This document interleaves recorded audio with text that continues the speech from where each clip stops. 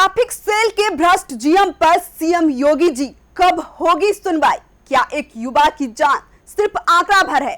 क्या नोएडा की सड़कें अब कत्लगाह बन गई है?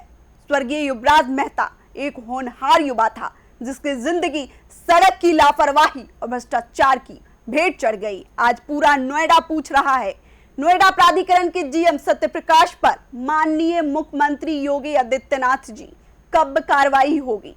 भ्रष्टाचार के दोषी इस अधिकारी को सजा मिलेगी भी या नहीं? नोएडा के स्वर्गीय युवराज मेहता की आत्मा को इंसाफ कब मिलेगी? सवाल कई है। ट्रैफिक नियमों के मुताबिक पीली और सफेद पट्टियां सड़क पर क्यों नहीं थी? सड़क के गड्ढों के आसपास उचित सुरक्षा बैरिकेडिंग क्यों नहीं थी? पहचान के लिए sign board, reflector, speed breaker क्यों गायब थे? युवराज मेहता के निधन को लगभग 5 महीने हो चुके हैं, लेकिन अभी तक कोई जवाबदेही क्यों नहीं हुई? नमस्कार, आप देख रहे हैं यूपी की बात और मैं हूं कोमल तिवारी। आज हम बात कर रहे हैं उस दर्दनाक हकीकत की जिसने पूरे नोएडा और ग्रेटर नोएडा को झकझोर दिया। 27 वर्षीय होनहार सॉफ्टवेयर इंजीनियर युवराज मेहता की मौत सिर्फ एक दुर्घटना नहीं बल्कि सिस्टेमिक लापरवाही और भ्रष्टाचार की हत्या है। आज आपको बताएंगे नोएडा प्राधिकरण के भ्रष्ट जीएम सत्यप्रकाश की लापरवाही ने कैसे एक युवा की जान ले ली। शानदार और आलीशान जिंदगी जीने वाला सत्यप्रकाश सिंह आखिर कब तक ऐसे ही बचते रहेंगे? आइए जानते हैं लापरवाही का पूरा मामला विस्तार से।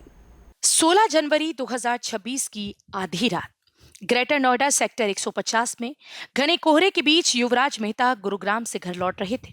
उनकी ग्रैंड विटारा कार सड़क से अचानक उतर गई और एक निर्माणाधीन प्रोजेक्ट के 20 से 70 फीट गहरे पानी भरे गड्ढे में गिर गई। युवराज लगभग 2 से 4 घंटे तक कार की छत पर फंसकर तड़पते रहे। उन्होंने पिता को फोन किया और कहा, पापा मैं डूब रहा हूं, मुझे बचा लो। पिता मौके पर पहुंचे, लेकिन रेस्क्यू में भयानक देरी हुई। समय पर कर्मी मौजूद नहीं थे और जो मौजूद थे उनके पास पर्याप्त सुविधा ही नहीं थी। लोग देखते रहे और एक जवान की जान बच नहीं पाई। बता दें कि मौत डूबने, हार्ट अटैक और हाइपोथर्मिया से हुई। लोगों ने आंखों देखा आपबीती सुनाई और कहा कि भ्रष्ट जीएम यहाँ आधा अधूरा काम करवा कर छोड़ रखा है। इससे पहले भी एक घटना हो चुकी थी, फिर भी जीएम ने इस पर काम नहीं करवाया। अगर सत्यप्रकाश चाहता तो कटाई लगाए जा सकते थे, दुर्घटना पर रोक लग सकती थी, लेकिन नोएडा प्राधिकरण सोता रहा। ना तो यहाँ जल निकासी की समुचित व्यवस्था है और ना ही कोई कंट्रोल, जिसकी शिकायतें बार बार की गई लेकिन इस पर कोई कार्यवाही नहीं की गई। अगर सत्यप्रकाश ईमानदारी से आज काम किए होते तो शायद युवराज की जान नहीं जाती। इस घटना पर तमाम बड़े न्यूज चैनलों ने भी आरोप लगाया कि गड्ढे के आसपास कोई बैरिकेडिंग, कोई साइन बोर्ड, कोई रिफ्लेक्टर, कोई स्पीड ब्रेकर नहीं था। सड़क पर लेन मार्किंग तक गायब थी। निर्माण साइट पर सुरक्षा के कोई मानक नहीं अपनाए गए। घने कोहरे में चेतावनी लाइट या अलर्ट तक नहीं लगाया गया। इनका साफ कहना है कि पहले भी उसी गड्ढे में एक ट्रक का हादसा हो चुका था, फिर भी कोई सुधार नहीं किया गया। सभी प्रमुख चैनलों ने इसे क्रिमिनल नेग्लिजेंस करार दिया। आरोप लगाया कि युवराज 2 घंटे तक मदद की गुहार लगाता रहा, लेकिन अधिकारी सिर्फ देखते रहे। दुर्घटना के बाद अचानक आनन फानन में सारी सुरक्षा व्यवस्था क्यों कर दी गई? चैनलों ने कहा कि ये फ्रीक एक्सीडेंट नहीं, कई सिस्टम फेल हो गए। शहरी नियोजन, रोड सेफ्टी और इमरजेंसी रिस्पांस पूरी तरह से फेल रहा।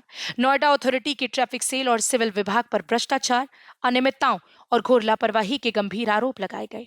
भ्रष्ट जीएम सत्यप्रकाश सिंह समेत सीनियर अधिकारियों पर भी सवाल उठे। आखिर बड़े अधिकारियों पर अभी तक सख्त कार्यवाही क्यों नहीं हुई? सिर्फ जूनियर स्तर पर एक्शन लेकर मामला दबाया क्यों जा रहा है? आज इस घटना को लगभग 5 महीने हो चुके हैं, लेकिन अभी तक कोई जवाबदेही क्यों नहीं तय हुई? एसआईटी रिपोर्ट कहाँ है? जनता को जवाब क्यों नहीं दिया जा रहा? एक परिवार का बेटा हमेशा के लिए चला गया सिर्फ इसलिए क्योंकि कुछ लोग जिम्मेदारी निभाने के बजाय भ्रष्टाचार में व्यस्त थे। जनता अब चुप नहीं रहेगी। युवराज मेहता की मौत हादसा नहीं, लापरवाही की हत्या है। सड़कें जनता की संपत्ति हैं, किसी भ्रष्ट अधिकारी की लूट की जगह नहीं।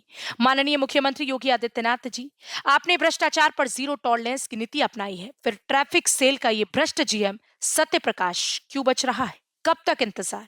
कब तक फाइलें घुमाई जाएंगी? ये किसी एक परिवार की पुकार नहीं, ये लाखों लोगों की आवाज है जो रोज इन खतरनाक सड़कों पर निकलते हैं। अगर आज कार्रवाई नहीं हुई तो कल कोई युवराज के जैसा ही शिकार बन सकता है। सीएम योगी सरकार से सख्त अपील है, भ्रष्टाचार और लापरवाही पर तुरंत शिकंजा कसे। नोएडा को सुरक्षित बनाने के ठोस कदम उठाए। सत्यप्रकाश के खिलाफ पहले से ही अथॉरिटी में जांचें चल रही है। अब देखना होगा कि आगे क्या कुछ कार्रवाई होती है। इस खबर में फिलहाल इतना ही। देखते रहिए यूपी की बात।